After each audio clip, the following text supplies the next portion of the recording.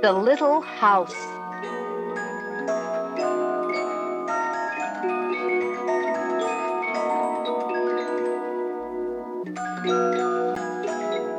Once upon a time, there was a little house way out in the country. She was a pretty little house, and she was strong and well built. The man who built her so well said, "This little house shall never be sold for gold or silver, and she will live to see our great-great-grandchildren's great-great-grandchildren living in her." The little house was very happy as she sat on the hill and watched the countryside around her. She watched the sun rise in the morning, and she watched the sun set in the evening. Day followed day, each one a little different from the one before. But the little house stayed just the same. In the nights, she watched the moon grow from a thin new moon to a full moon, then back again to a thin old moon. And when there was no moon, she watched the stars. Way off in the distance, she could see the lights of the city. The little house was curious about the city and wondered what it would be like to live there. Time passed quickly for the little house as she watched the countryside slowly change with the seasons. In the spring, when the days grew longer and the sun warmer, she waited for the first robin to return from the south.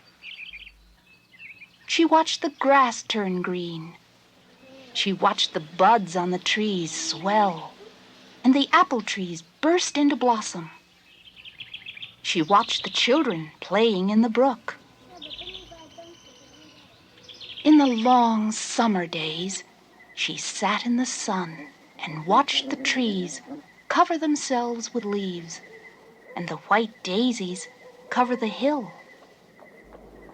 She watched the gardens grow, and she watched the apples turn red and ripen. She watched the children swimming in the pool. In the fall, when the days grew shorter and the nights colder, she watched the first frost turn the leaves to bright yellow and orange and red. She watched the harvest gathered and the apples picked. She watched the children going back to school. In the winter, when the nights were long and the days short, and the countryside covered with snow, she watched the children coasting and skating. Year followed year. The apple trees grew old, and new ones were planted. The children grew up and went away to the city. And now at night, the lights of the city seemed brighter and closer. One day, the little house was surprised to see a horseless carriage coming down the winding country road. Pretty soon, there were more of them on the road, and fewer carriages pulled by horses. Pretty soon, along came some surveyors and surveyed a line in front of the little house. Pretty soon, along came a steam shovel and dug a road through the hill covered with daisies. Then some trucks came and dumped big stones on the road. Then some trucks with little stones. Then some trucks with tar and sand. And finally, a steamroller came and rolled it all smooth, and the road was done.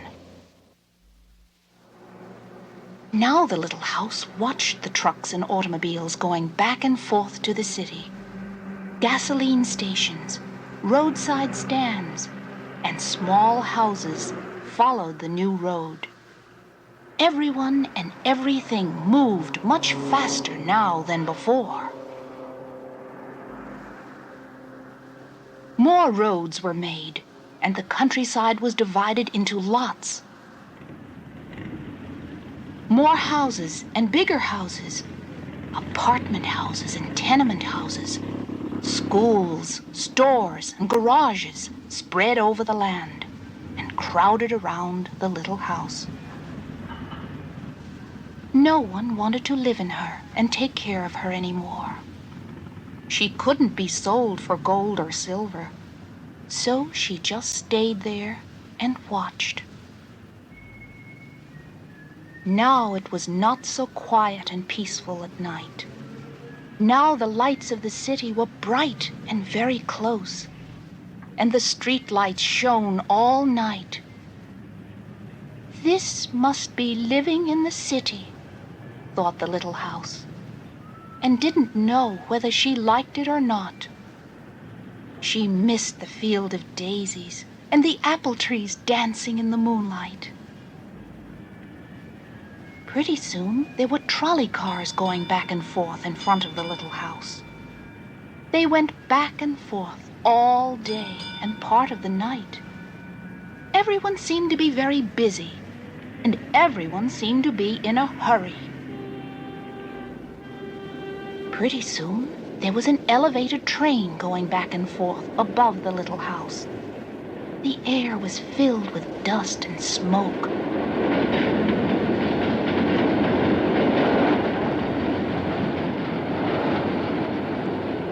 And the noise was so loud that it shook the little house. Now she couldn't tell when spring came, or summer, or fall or winter. It all seemed about the same. Pretty soon, there was a subway going back and forth underneath the little house. She couldn't see it, but she could feel and hear it. People were moving faster and faster. No one noticed the little house anymore. They hurried by without a glance. Pretty soon they tore down the apartment houses and tenement houses around the little house and started digging big cellars, one on each side. The steam shovels dug down 3 stories on one side and 4 stories on the other side.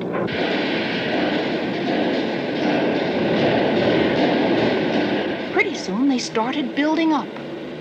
They built up 25 stories on one side and 35 stories on the other. Now the little house only saw the sun at noon and didn't see the moon or stars at night at all, because the lights of the city were too bright. She didn't like living in the city. At night, she used to dream of the country and the field of daisies and the apple trees dancing in the moonlight. The little house was very sad and lonely. Her paint was cracked and dirty. Her windows were broken, and her shutters hung crookedly. She looked shabby, though she was just as good a house as ever underneath. Then, one fine morning in spring, along came the great-great-granddaughter of the man who built the little house so well. She saw the shabby little house, but she didn't hurry by. There was something about the little house that made her stop and look again. She said to her husband, "That little house looks just like the little house my grandmother lived in when she was a little girl. Only that little house was way out in the country, on a hill covered with daisies and apple trees growing around." They found out it was the very same house. So they went to the movers to see if the little house could be moved. The movers looked the little house all over and said, "Sure, this house is as good as ever. She's built so well, we could move her anywhere." So they jacked up the little house and put her on wheels. Traffic was held up for hours as they slowly moved her out of the city.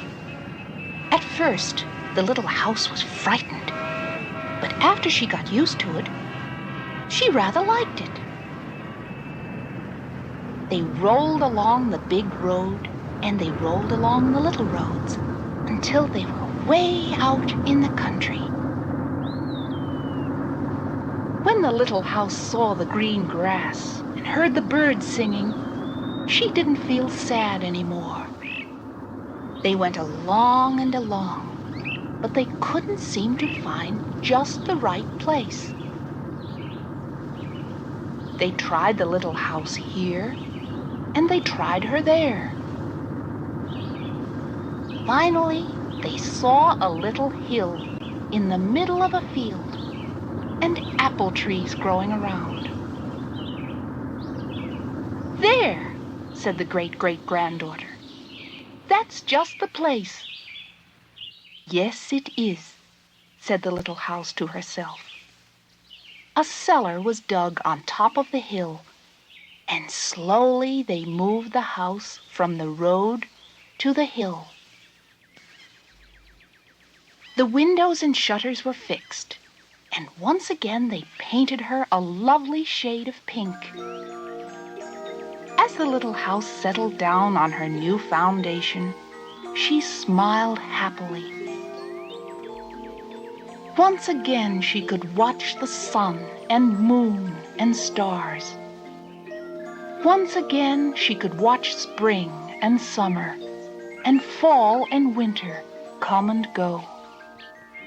Once again she was lived in and taken care of. Never again would she be curious about the city. Never again would she want to live there. The stars twinkled above her. A new moon was coming up. It was spring, and all was quiet and peaceful in the country.